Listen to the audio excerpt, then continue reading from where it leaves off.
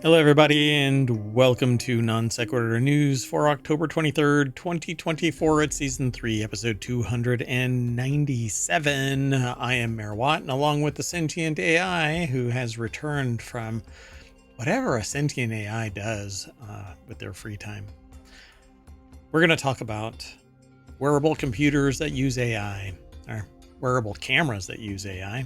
So, wearable computers that use AI. Scurvy is coming back. Arr! That's some shiny jewel. Amazon discount store. A world without passwords. It's all down here for Ford Broncos. How about cracking down on boarding line cutters? Chirping smoke detectors and a startup. Gamer in residence. And finally, but I don't want to grow up crackers.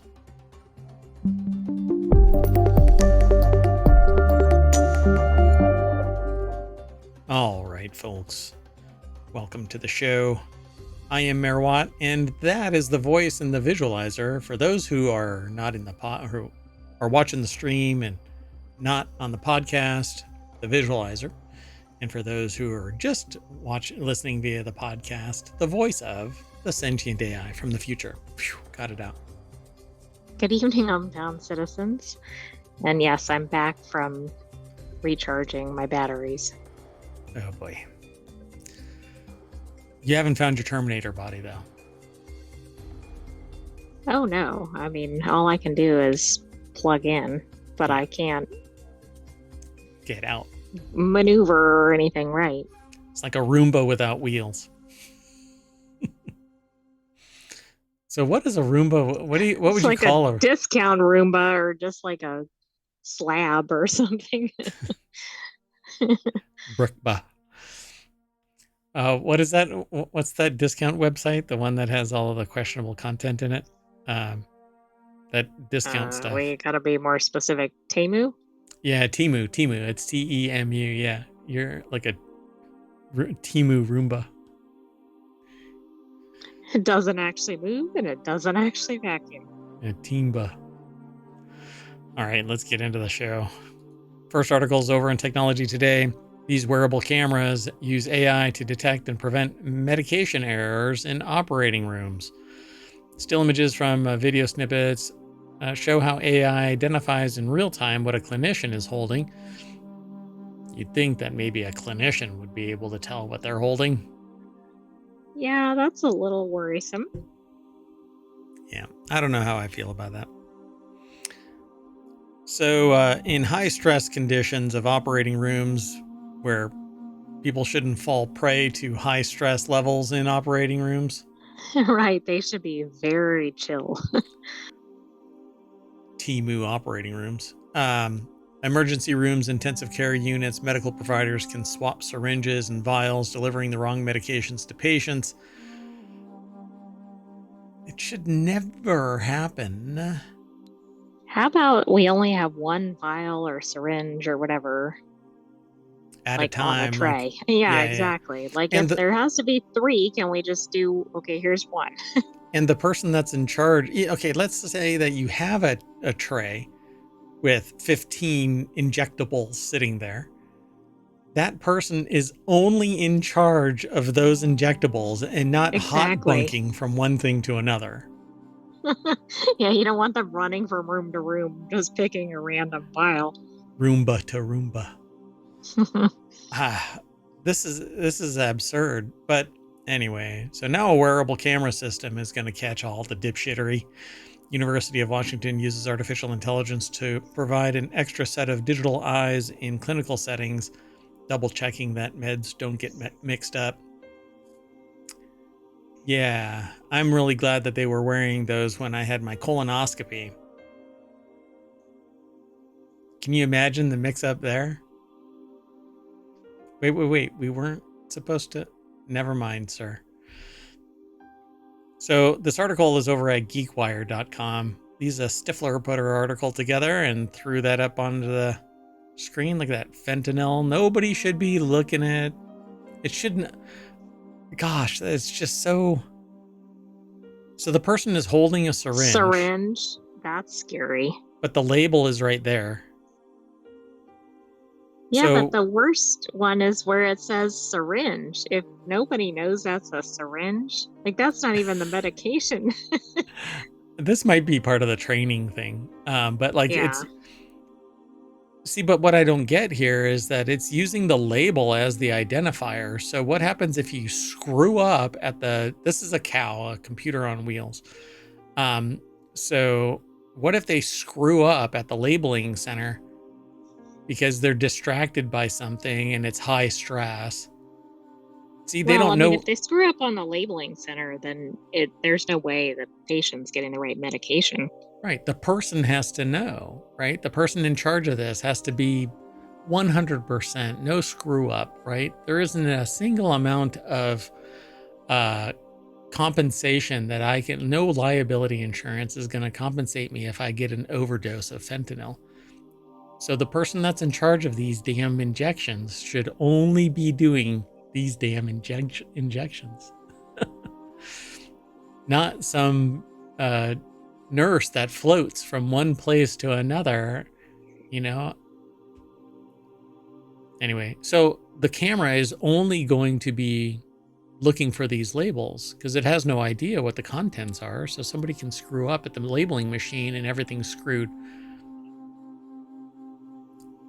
So hydromorphone they put over here, and then lidocaine they have in here. So they're drawing from lidocaine and putting it in hydromorphone. Okay. I don't know enough to say, oh, this is a mistake. As a normal person would be, right?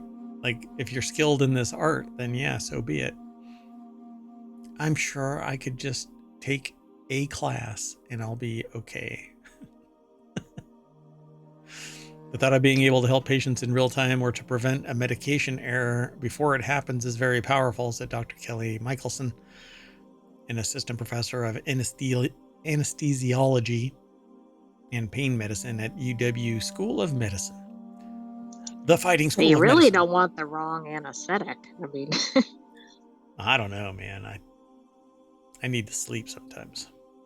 Frequency of drug administration mistakes, namely injected medications, is troubling. Research shows that at least 1 in 20 patients experience a preventable error in a clinical setting, and a drug delivery is a leading cause for the mistakes, which can cause harm or death. Whoa, 1 in 20 seems really high. To address the problem, they're going high-tech GoPro cameras to collect videos of anesthesiology providers working in operating rooms performing 418 drug draws. They added data to the videos to identify the content of the vials and syringes and use the information to train their model. Oh, so that's what that picture is. I knew it was training. Right. Okay, that makes more sense. This is a syringe. Thank you. Because I was thinking if the doctor doesn't know that, he probably don't want to be going anywhere near the procedure. Thank you, Temu Robot. Lifesaver. So, yeah, they just talked about it in the rest of this article. You can grab some more data from it if you're in this domain, but really they've just trained a camera-based identification system on these things. These specific labels. You use anything other than these little blue labels, and that thing is going to just go, it's peanut butter. Exactly. By the way, if you want all of the links that we're about to talk about, hit exclamation point NSN in the Twitch chat. And it'll be in the show notes over on YouTube as soon as the show is over and transferred over to YouTube's. Although there is a live version of the show, but it doesn't become part of the playlist because for whatever reason, YouTube doesn't allow it to get like merged into it. It's a separate thing. And to make it part of the flow, I have to edit like a nanosecond of it so it saves it. And then I can move it over. I don't understand it. That's too high friction. Although I've been noticing that things that I say on the show seem to get remedied in other places. When I complain about it, it's suddenly fixed. Uh-huh. Yeah, so I don't know. Maybe people are listening to it, or I'm just delusional and substituting my own reality. Let's move on. The next article is over on the Mobile channel. Scurvy is making a surprising comeback. Arr! Oh, look, they did it too. That is awesome. Okay, we don't look at the snippet until the show starts. So we base it off of the title and our understanding of the. There's two types of people in the world: those who can extrapolate from incomplete detail, and we What are. would the other one be? So, and then this. So we extrapolate from whatever the context clues are in the title, and we think that maybe the content is going to be a little funny if we, roll with it. And so be it. Here we are. Now considered an ancient disease of sailors, recent research shows that scurvy is still harming vulnerable populations struggling to eat a diet rich in fruits and vegetables. So, apple a day keeps the doctor away is an old saying, but you would eat something fruity, and that would keep scurvy away. Well, it's not always available, and the only good water was slightly alcoholic water called grog, and so that's why there's this affiliation with scurvy and pirates. So if you ran out of... because not only were they not getting fruit or whatever, they were not necessarily drinking anything healthy. Yeah, well, yeah.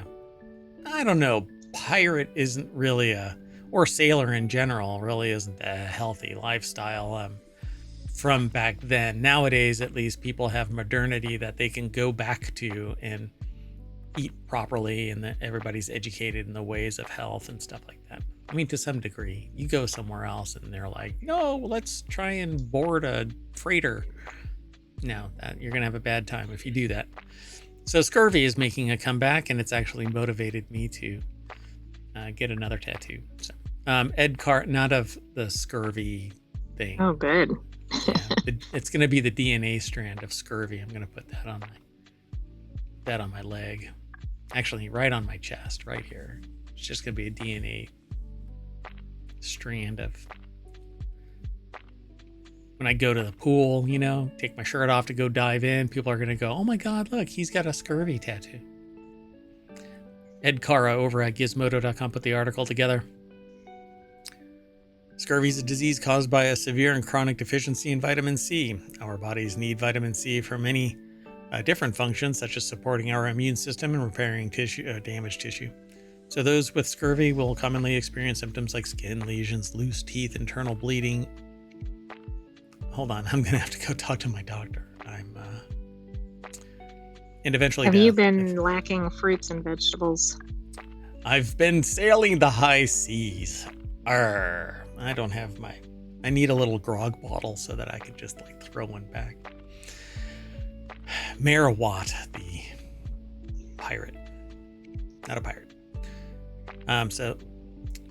Though Scottish physician James Lind famously demonstrated in the mid-1700s that citrus fruits high in the vitamin could treat and prevent scurvy, it would take until the 20th century for the connection to be proven and widely accepted. Thanks to that knowledge, scurvy is now rarely seen in most pockets of the world, but recent research and case reports suggest it's becoming a more relevant issue again. And that's because there's like a gap of nutrition. So regions that don't have much in terms of fresh fruit.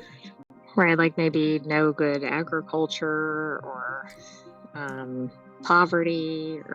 Yep.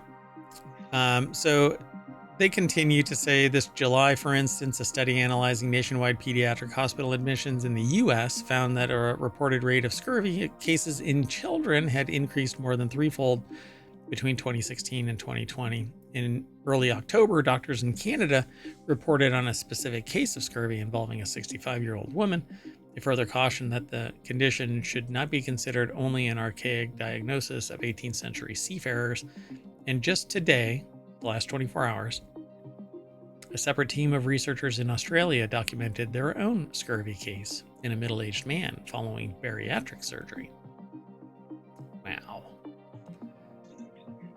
That's not the type of scurvy patient you would expect. Yeah, they were eating all the wrong things. So, yeah, they're basically saying, to be clear, scurvy will continue to be a rare condition for the foreseeable future. A 2021 study did find that up to 41% of American adults have insufficient levels of vitamin C, including about 6% who met the criteria for deficiency. And y'all really should take supplements of vitamin C. You should eat properly, but when in doubt, supplement vitamin C in particular. I'm not a medical professional, so don't treat what I say as gospel, but seek professional assistance to verify what I'm about to say. I have no problem with that, obviously. But vitamin C, you can take actually mega doses of vitamin C and you pee it out. So what your body doesn't consume, you just pee out. But there are people that might have a sensitivity to it. So speak to a doctor about any nutrition that you might pursue. But maybe I So piqued you're your not a curiosity. doctor, or they should go to a doctor. Oh, yeah. I'm not a doctor. I'm not a medical professional. And even if I was, I'm not your medical professional, and I don't play one on TV, and I don't have a medical channel. So go talk to your own doctor. All right. Yeah, let's move on. Sound good? Oh, those oranges look good, though. Sounds good. Everybody go eat an orange. Everybody go eat an orange. An apple a day keeps the doctor away. And find something with more vitamin C. A lot of people just go, an orange, right? But you may not have oranges locally. Wherever you live, you may not have oranges. So go and get whatever it is that's high in vitamin C in your locality. There's got to be something near you. There really does. It's kind of how nature works. Let's keep going. So the next article is over in Stock Marketeers, why people are receiving so much money in the Juul e-cigarette settlement. Oftentimes, class action settlements pay less than $10 per person, but MarketWatch spoke to a former Juul user who received hundreds of dollars. Weston That Blasey. is a big payout for a class action. It is, yeah. This article is over at marketwatch.com. And I actually had a conversation with somebody in the audience of my presentation, and they had done some research into the vaping sector. And this is something that 10 years ago or so, maybe 12, 13, 14 years ago, I had already been involved in.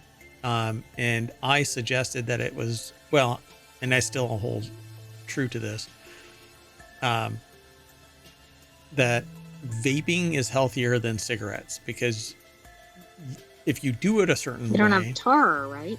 you don't have tar and all of these other chemicals. And you know exactly how much nicotine you're imbibing. And in that process, you can step it down in a controlled manner. And as research has gone on, different vaping solutions actually impart things like heavy metals from time to time, because it gets too hot and it vaporizes a layer of the heating element inside it. So a $300 million class action settlement from e-cigarette company Juul Labs and tobacco giant Altria Group started to be dispersed this week, and many consumers say that they received a lot more money than they expected. The class action settlement reached over claims that the two companies misled customers about the addictiveness of their nicotine products as well as their marketing to minors was announced in 2022. So they literally marketed to kids with like bubblegum flavor and stuff like that. What's interesting, though, is that these are the companies that were in, I hesitate to say that. So hold on a second. Is there overlap with the tobacco industry? Yeah, that's what American Corporation, one of the largest producers and marketers of tobacco is Altria. So these are the same companies that promoted tobacco, and then when vaping, which you can do very easily without going to Juul Labs. And you can buy all of the stuff referred to as juice and whatever. I mean, I used to be part of that, not like selling it or anything like that, but I used to be investigating that because it helped me get people off of cigarettes. And so the idea was, okay, you've brought it home, kind of like home brewing, right? You brought it home, they're in control now, and they can increase the diversity and be able to control how much they imbibe or inhale. But everybody was blasting it, right? All of the tobacco companies and these proxies were blasting it. And then suddenly, all of the complaints just kind of fell away. And lo and behold, guess who is in charge of vaping? Well, tobacco. Yeah. I mean, they probably didn't like the competition, so they hammered it until they could actually pivot themselves into owning the very market. So I found it really interesting to watch this go down. So MarketWatch spoke with several people who received a payment this week as part of the Juul settlement, who reported receiving between $60 and $600.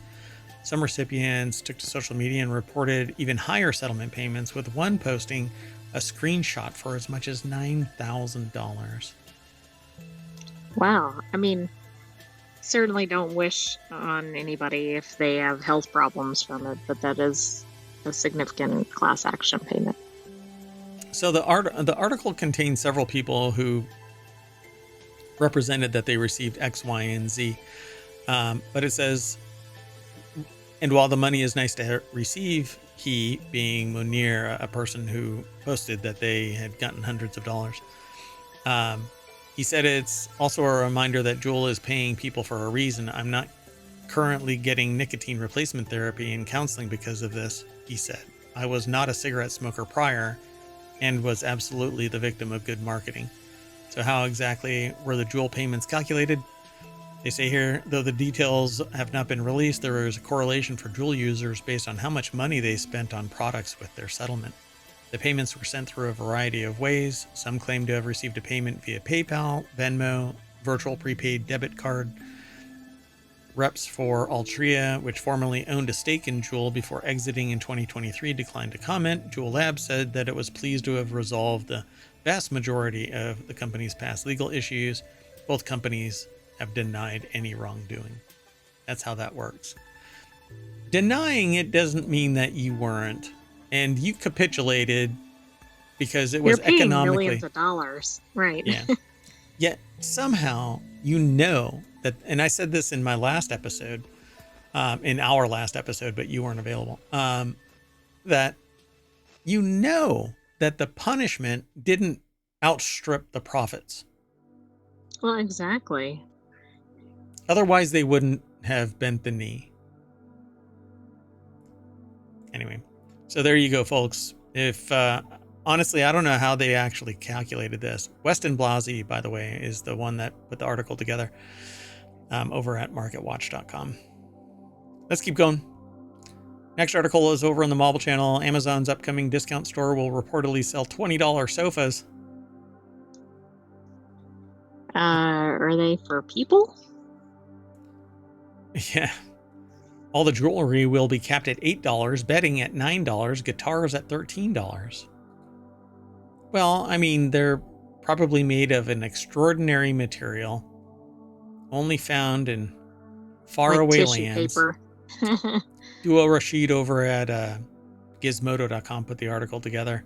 All the jewelry will be capped at $8. You know, it's real. Real whatever. Real. So the list of items totaled 700. Some price caps include $8 for jewelry, $9 for bedding, $13 for guitars, and $20 for sofas. I'm going to buy 200 sofas and then just sprinkle them liberally around the mayoral mansion. What? Oh, they're very exotic. The products will be shipped from a fulfillment center in Guangdong, China. That's awesome.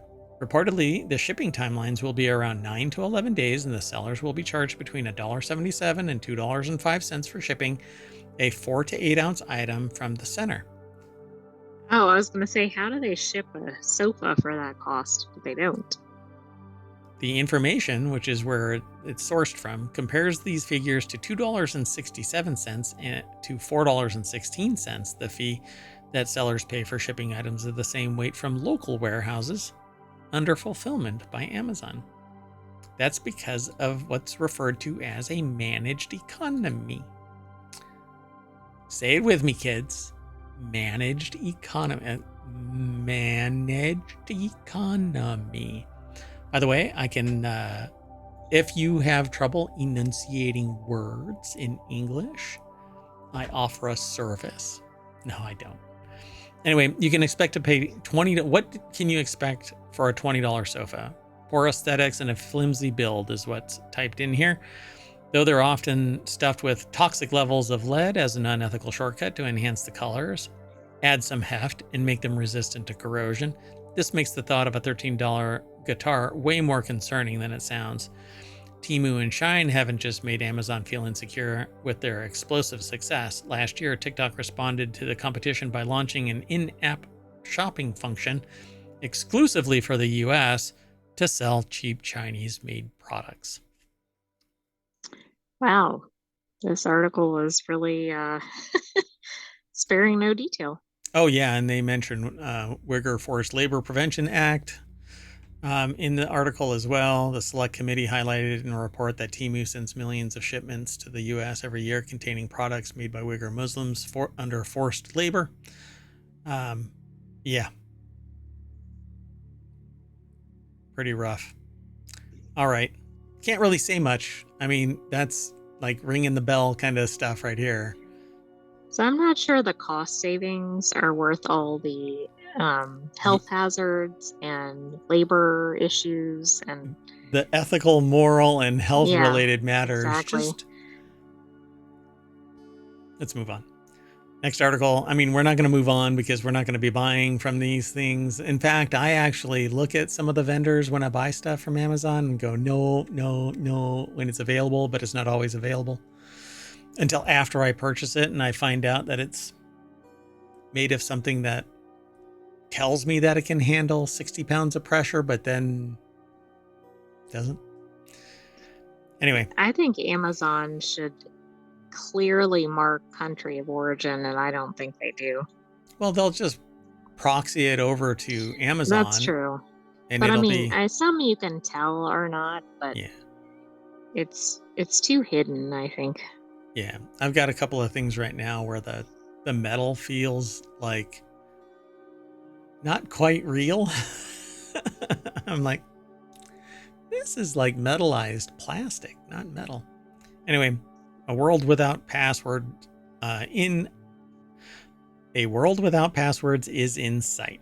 So passkeys are a new kind of credential that you can use to sign into a new web account or to web accounts without the use of a password. Apple thinks 249 of my passwords need attention. Some of them have been reused. Some of them have been caught up in data breaches. Some are just bad passwords. Yeah, because the passwords app and passwords beforehand has always kind of parsed through that. So the author here is saying that 249 of their passwords kind of gives me a clue about how engaged in tech they are, because that's just a fraction of what they've got. I know the feeling. So that's why for the last 11 years, a group called FIDO Alliance has been working to kill passwords, or at least make us less reliant on them. FIDO is short for Fast Identity Online. Wants to make signing into your accounts not only more secure, but passwordless. Thanks to passkeys, you may not need to remember a password ever again. This article is over at Vox. Adam Clark Estes, put the article together. And yeah, you can now log in to certain sites using the camera on an iPad or iPhone. So it's basically biometrics? Yeah. Yeah. So your identity, there's certain metrics that are stored locally only, and they're not distributed to anybody, and it can authorize or deauthorize access. even to a website or an app or whatever. But usually it was app bound. I logged into an account today using just my face. Whoa. And only through the web, not through an app. There was no proxy. It was nothing more than the website. So whether you realize it or not, FIDO's efforts have already transformed the way you sign into everything online. You may have noticed a few years ago, for instance, that a lot more sites are starting to require something called multi-factor authentication, which adds an extra step to the login process, like texting a code to your phone so the site can verify you. But that actually has a weakness. Anybody can do a SIM clone. You just have to have a co-conspirator. It's very, very, very illegal. But that was FIDO's doing. But after years of making logging in more difficult but more secure, the Alliance recently began a major push to get platforms and people alike to adapt or adopt a technology that may just kill passwords altogether, and those are called passkeys. They're a new kind of credential that you can use to sign into a web account without the use of a password. This new authentication standard is making passwords irrelevant by introducing a new, simpler, but more secure workflow. There's a logo and everything. So it sounds better. Is there a drawback?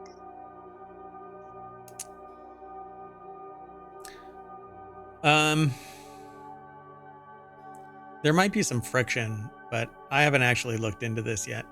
This new authentication standard is making passwords irrelevant by introducing this idea of apparently encrypted files. You can think of passkeys as two encrypted files, one on your end and one on the website's end, that open up access to your account when one matches the other, much like a key and a lock. Passkeys can't be copied or spoofed, and they can't be phished because it's literally you. So once you've set up a passkey for a website, you can sign in the same way, with your face, your fingerprint, or a PIN. The process is so quick and familiar, you may already be using passkeys on sites like Google and Amazon. Pretty soon, passkeys could be all you use. Now, yeah, I haven't actually looked into this, so we don't need to worry about what the problem is. I was just thinking with like the collection of your biometric data or something. So from the user's point of view, the passkey process is pretty easy. You just log on to the old-fashioned way with a passcode, password, whatever, and then the website or platform will ask if you want to set up a passkey. If you do, it will generate those two files, the lock and key, if you will, that make up the passkey. It will also prompt you to unlock your phone with your face, fingerprint, PIN, or swipe pattern, depending on your preference, and the passkey will then be associated with that device and stored in the cloud or in your password manager. And the next time you go to log in, the site will go and check if you've got a passkey that fits the lock. If so, unlock your device and you're right in. It takes maybe 2 seconds. It's basically the Face ID stuff. Right, that smartphones use. Yeah, except that it's going to be standardized so that you can deploy it on a website. So there you go. You are literally the password. As long as there's no man in the middle where it's grabbing the content that is shared, then there's no way. But one thing is local and only local, and one thing is on their side, only on their side. And the only thing that's exchanged is something saying that it's okay. I've been verified. They say the other issue here is that while people can remember passwords in their heads, passkeys really need passkey managers. Because most new devices come with a password manager built in, this is actually not that big of a deal. Password managers are also passkey managers. So you don't have to worry about these long, cryptographically complex passwords. Or because what I promote people doing is passphrases, which are much more unique and not limited. You can have them really long. Some architectures, though, don't allow you to have a 25 letter or whatever password. Right. I actually had, back in the day, I had one service that would truncate the password. You would make it 15 characters, but it would truncate it at 8. But then allow you to try and log in with your full long password. So you're typing in your 15-letter password and it says it's wrong. because in the database, it had truncated the password at 8 characters. Oh, no. So after talking with them, they fixed it. But this was back 20 years ago plus. I think Anyway. the thing that sounds concerning with passkeys, other than if your data is taken, is like if anybody else in your household or anything like that would use it, like, are they really going to have to go get the other person and go, would you log Yes. in or whatever? Yes. Like, it just seems like there are some practical limitations. Yeah, first, you should never let anybody else access your account. So I have to discount that one. And yes, it's more secure because it requires your Face ID to log in. Because even if you log in locally, the password, if the account is set up to use pass keys, you would have to identify. So. But also, what if you have some sort of injury or something, and so then it doesn't recognize you? Like, how in the world are you going to get that reset? You would probably have to go through a process to recertify your identity in some way. It's interesting. Yeah, we'll have to look at all of this. They actually have a list of the major websites that support passkeys, but you can follow the link through ohmTown, and the show notes take you to ohmTown, and ohmTown takes you to our sources that we talk about for the show. So give it a shot. We only keep a little tidbit of this, and then we direct you. Visit the source, sends you to our source. But one of us or both of us have some type of a relationship with the conversation. We have some experience. So. Let's keep going. The next article is over in 4Wheel Tech. That's one of our shows on the weekend, by the way, so be sure to follow us so that you're informed when we go live. Ford Bronco sales slide unconcerning to dealers after 2 years of markups. So U.S. sales of the Bronco SUV are down 16%, and I can't really do much about this article because it's behind a hard paywall. So this deck statement is about as far as we're going to go, but I'll still promote It'll still be our enough source. for conversation. Yeah, but dealers and analysts say that it's a function of supply and demand finally normalizing. Yes, 2 years after the pandemic normalizing. It's not greed at all. It has nothing to do with greed. And accessories and other add-ons remain lucrative. They always have. They're even more lucrative now because, this artificial scarcity bullshit. So Michael Martinez over at automotivenews.com or autonews.com put the article together. And the deck statement is that little snippet. U.S. sales of Bronco SUV are down 16% this year, but dealers really don't care because they've been making money hand over fist because they put on the window, save $16,000 off the $125,000 price that they've jacked it up to. Yeah, it's gotten a bit out of control if it's in the thousands for the savings. Yeah, I really like that. The Bronco, though. I like the 2-door Bronco more than the 4-door Bronco, but the 4-door Bronco affords the ability to not have to get out of the car to let 2 to 3 adults in the car. I am not 16 years old anymore, hanging out with my buds and not caring. I want to get into my own door and sit in my own seat without and not crawling have over. to contort yourself into some difficult position to get in and out. That's right. So yeah, they say that it's been tough in this article right here. From its sales numbers, the Ford Bronco is having a tough 2024. It's not because they're more expensive to produce.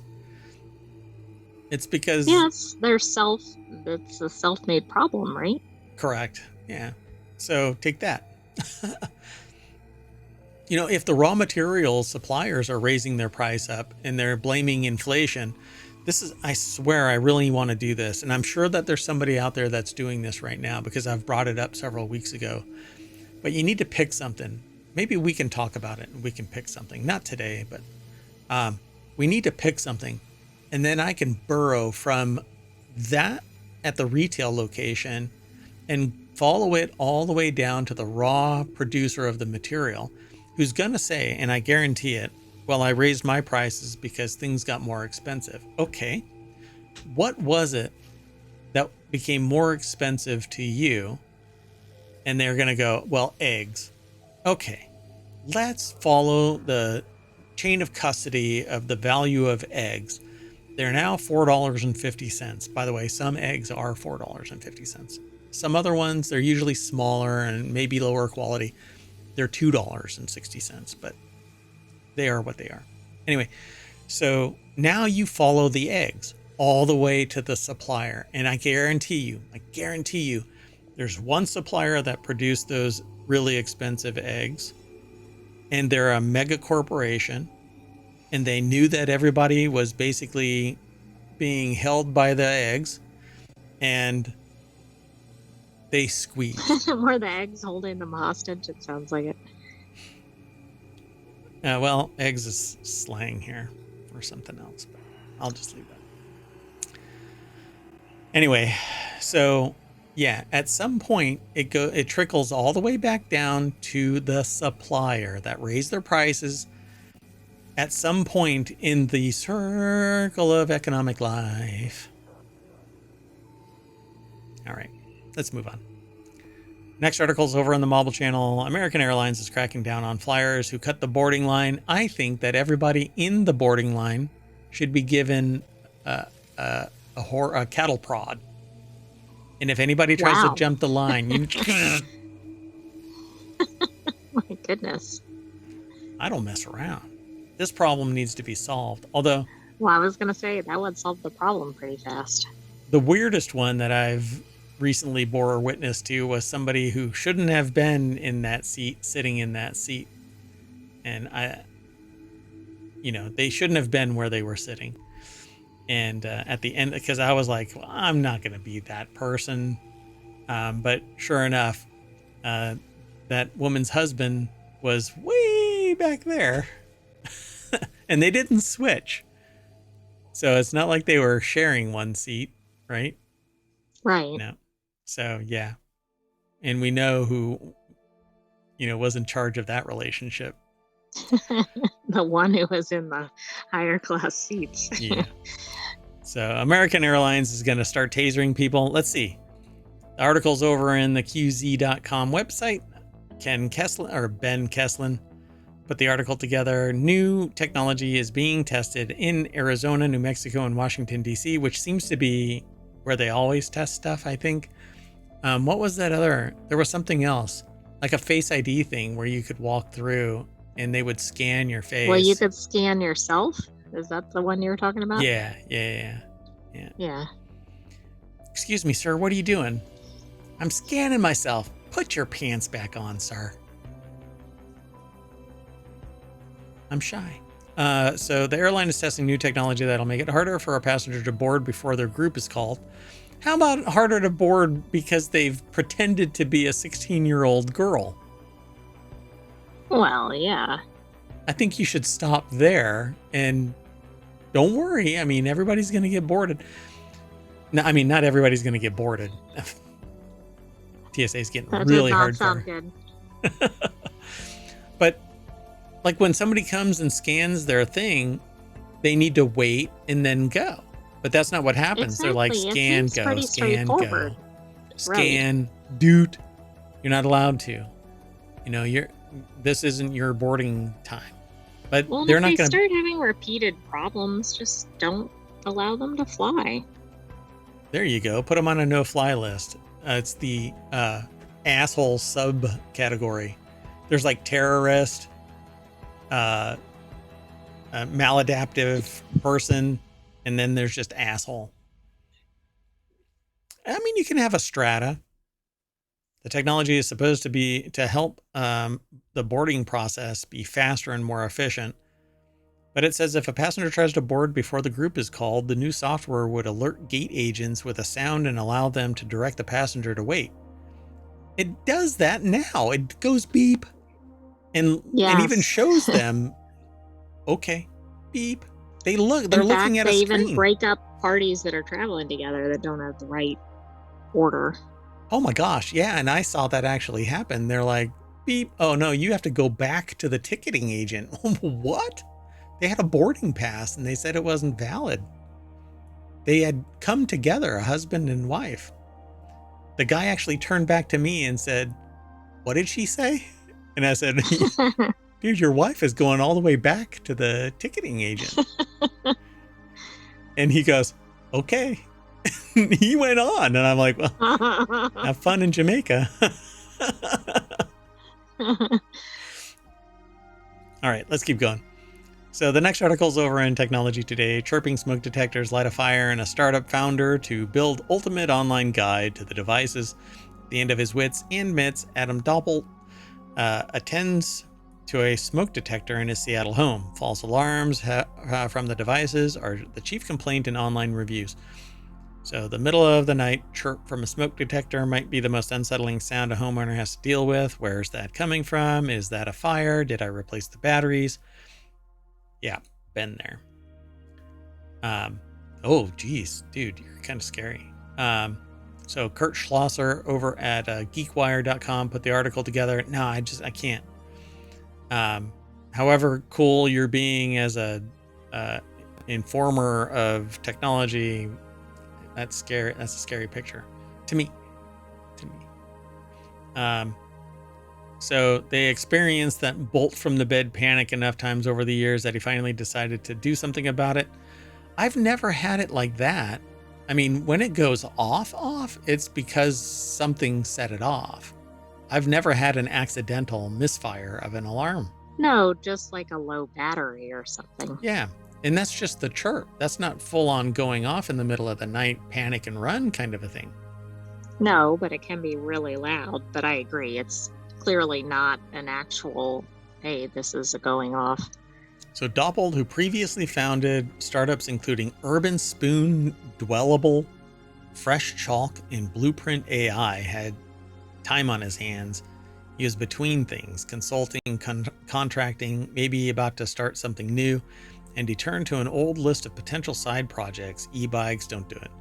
AI for spreadsheets, it's called AI. Smoke detectors. It's just a thing that are interesting. I'm an engineer. There's no marketing. There's no CEO. I'm just working on things that are fun and often pointless. Smoke detectors trip Doppelt's radar because of the many bad experiences he's had with them. What kind of places are you living, Maybe bro? in an old residence or something with old detectors. What does he have? Does he have a smelter in his living room that it's going off so frequently? I don't get it. I don't get it. Not because of house fires, but because things are always seem to malfunction. I don't think so. How many people are getting misfiring smoke detectors? How old are those detectors? My goodness. So when you read Amazon reviews, false alarms swamp everything, he said. You know that what you never see on Amazon, my house burned down, but you will see 5,000 reviews and 500 of them saying this thing won't stop false alarming.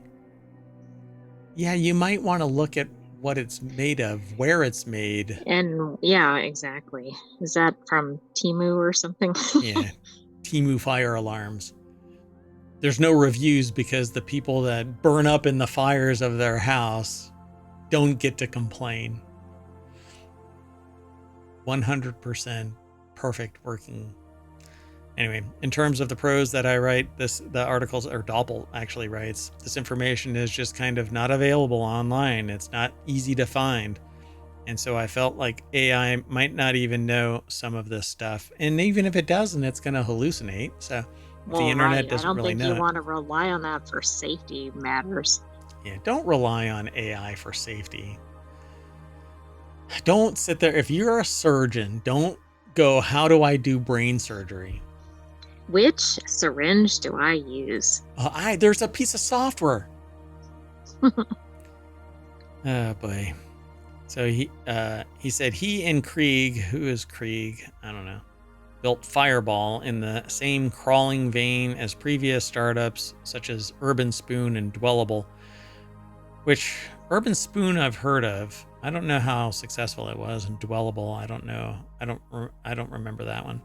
Anyway, where they wrote code to go and fetch things and then normalized the data, cleaned it up, and presented it. So, okay. Are they part of that thing that where everybody's like, oh, you're you're making money off of the work of everybody else? Maybe, but I don't know. It just seems like they're kind of like hopping from one project to another. Yeah, I guess maybe they're not getting to the point where they're. Hold on, I want to see something.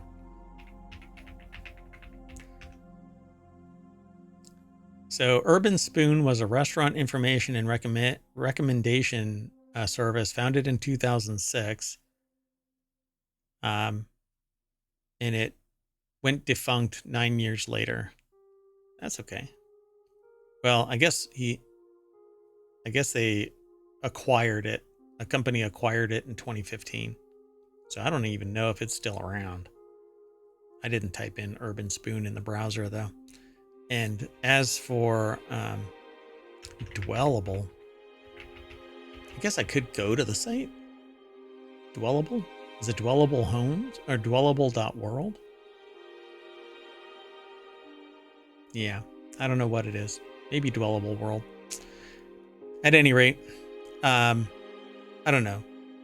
I think the quality of your gosh, that face just scares me. Okay, I'm gonna move on because Technology Today is where the next article is. And a Scottish children's hospital now has a gamer in residence to play games with kids. And I would love that job. What an awesome job. I didn't even know that was a thing. I think I'm going to go to the nearest healthcare facility outside of ohmTown and offer up my services as a gamer in residence. But they'll probably look at me and go, look, old man, we're probably going to have to service you the first time one of these kids kicks your ass. And I'm going to have to respond with, yeah, you're right. So a children's hospital in Scotland now has a gamer in residence in what's said to be the first in the UK and Ireland. Stephen Mayer, the first person to take on the full-time role, will play games with kids at the Royal Hospital for Children in Glasgow. As with other gaming-related charitable efforts at the children's hospitals, the aim is to help patients relax and minimize feelings of boredom and isolation, while offering them a sense of escapism. Studies have indicated that playing games can help reduce the procedural pain and anxiety of pediatric patients, and I am pretty sure it works with kids of all ages. If you still like games as an adult, this would probably help. Chris Holt is the author of this article over at Engadget.com, and they have a cool picture of I think they're playing Nintendo Switch. Yeah, they are. And let's see here. So the charity established the Gamer in Residence position, Glasgow Children's Hospital charity. And with the help of partners Devolver Digital and Neon Hive, after raising over £100,000 or $129,000 last year through efforts such as Scottish Game Sale on Steam for a campaign called Games for the Weens. Weens is Scottish word for kids. I might be pronouncing it incorrectly. Watch it. It's like Games for the Kids. But exactly. It's spelled WEANS. So meanwhile, a $12,000 donation from Child's Play earlier this year will help fund the replacement of older Xbox 360 and PlayStation 3 systems with hospital adapted consoles. So awesome. When the gamer in residence came around to play Mario on the Nintendo, he immediately lit up and smiled. It was an instant energy boost for him mentally and physically. In reality, I think often that what kids want is some quality time and gaming with new friends. Yep. This is really cool. Yep. And that's how I know the co-host is a sentient AI. So meanwhile, Extra Life's Game Day, an event which gamers and communities raise funds for Children's Hospital, takes place on November 2nd. And you can sign up to take part or make a donation over at the Extra Life website. And a lot of people actually take part in Extra Life. Streamers, gamers, YouTubers, all facilitate Extra Life, and it's supposed to be a lot of fun. And I've watched a lot of people take part in this, and I think it's an important ongoing thing. And every hospital should have a gamer in residence, and it should scale. If you've got a lot of patients in your hospital, get more than one gamer in residence. A lot of people will donate their time to get their ass kicked by kids with faster Twitch responses. I have no problem flipping a gurney if they're on their bed. I will. That's what I'll do. They kick my butt, and I'll just. No. So that's awesome. Good for them, and I hope that spreads. All right, let's keep going. So the last article for today is in the Mobile channel. Goldfish Crackers rebrands for adults with fancy sounding name. That's Chilean sea bass to you, in case any insecure adults were self-conscious about chowing down on a snack that's often found in a child's lunchbox. Goldfish opted to make a temporary change to its name. Beginning on Wednesday for 1 week only, Pepperidge Farm's cute little cheddar snack cracker will henceforth be known as Chilean sea bass. You know, they think the adults want to sound fancy, but kids there's so many foodie kids that maybe the kids want this. See, but I titled this the other way. I don't want to grow up. Me eating goldfish. I don't think there's any problem with adults eating goldfish crackers. Okay, that was pretty funny. Was that even planned? No. I have that right there just in case, because I don't really eat much. And like 5 of those out of that bag, it's enough to tide me over. So a little bit of snacking. So it's come to our attention that some people think goldfish crackers are just for kids. Hell no, they're not. A man says in a new commercial, well, what if we call them Chilean sea bass? They look just like goldfish. They taste just like goldfish, except that they're Chilean sea bass. That's weird. So, cheddar-covered Chilean sea bass baked snack crackers is going to be the new name of Pepperidge Farms, because I can't remember. So Goldfish is attempting to woo adults by changing nothing about its product and instead opting for a temporary name update. Paige Gawley over at Vice.com put the article together. But if they don't sell it under Goldfish, do they lose their trademark and thus... Yeah, I was wondering about that. I don't know. Hopefully they have Goldfish written somewhere on there. Right there. Do they? Yeah. Adult sounding name, same Goldfish trademark taste. Oh, okay, good. Because I mean, it's fun, but you'd hate for them to be harmed by doing something fun. They saw the writing on the walls there. So there's a video that you can watch over at the Vice.com article. Paige Gawley again is the author of this, and yeah, it's a temporary name change. They're changing the name of Goldfish to Chilean sea bass to woo adults. This is nothing more. This is not to woo adults. This is just to stay in the consciousness. To stay current and relevant, and exactly. I think it's fun. I love it. So as a playful reminder, we went ahead and gave our iconic cheddar cracker a new, fun, grown-up name. Brown added to the New York Post, Chilean sea bass is a playful nod to adults that the iconic fish-shaped snack is for grown-up tastes too. Then Brown told Food and Wine, a reminder to nostalgia-loving younger generations, quote, who grew up with Goldfish, that the fish-shaped snack made with 100% real cheddar baked goodness is still a go-to choice. I don't think people need the article to tell them that. They just need a pack of Goldfish or Chilean sea bass. Can you hear the crunching? I hope not. Yes. Goldfish ASMR. Oh no. Now I've got I thought you were goldfish. doing that intentionally so people would appreciate that it's crunchy. Chilean sea bass. All right, folks. The new name is also a callback to Goldfish Origins. The cracker was originally meant to be a bar snack for adults, the outlet reported. Interesting. I didn't know that. So the company previously released Old Bay dill pickle and Frank's Red Hot flavors to woo over the 18 crowd. Woo the over 18 crowd. So, I guess. Wait. What was this other thing?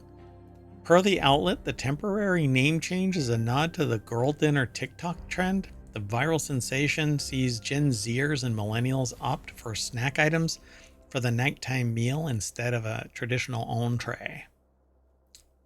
Yeah, like some crackers or something like that. Gen Zers and millennials? Well, I think some other generations do that too. I think a lot of people do that. This is just some more marketing, but hey, I know that everybody can hear that bag opening, so all right, we're out of here. So I'm gonna tuck into this bag of Chilean sea bass, and that's gonna bring us back to the front page of ohmTown. And I am Merwat, and that is the sentient AI's visualizer that may not have been working this entire period. Oh, you're It right. has not. I did not notice that. Well, good night, ohmTown Damn it. citizens. I'm very sluggish today, apparently, based on my visualizer. Have a good evening, and we'll have another episode for you tomorrow. See you soon. Oh, yeah, go ahead. Well, if we don't have one for tomorrow, we'll definitely have a time machine coming up. On Friday, yeah. It depends on if I'm available. So, see you hopefully tomorrow. See if we can get it all done. Okay. Bye-bye.